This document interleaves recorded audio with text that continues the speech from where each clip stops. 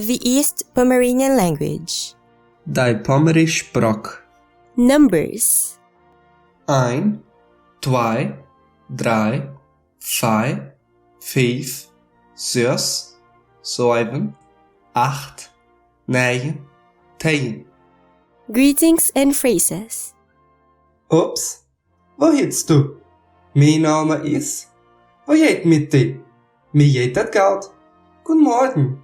Moin. Guten Tag. Guten Abend. Gute Nacht. Bett nachher? Ja. Nee. Dankeschön. Davon nicht.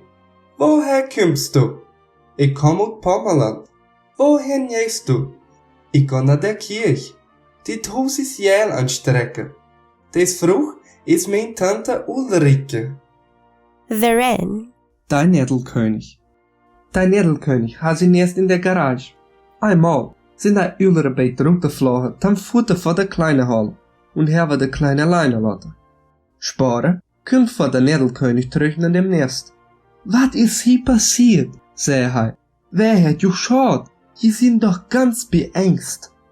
Ho, Papa, sagt er, ein großhässlich Tier weh hier, dem leidet so grüchlich und bös, mit seinen großen Augen, dat hat auch sehr Angst. Na ja, sagt vor der Edelkönig, wo ist dat hingehen?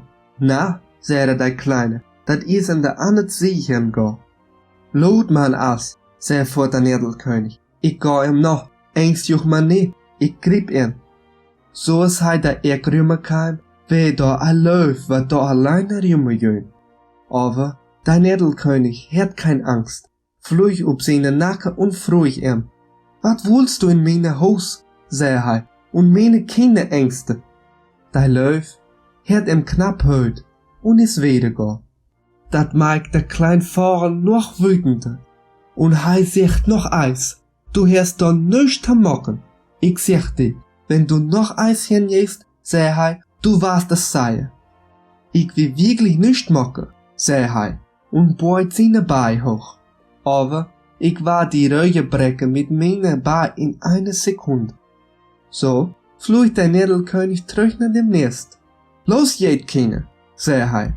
Ich hab immer sein Lektion leid. Heim kommt nie mehr zurück.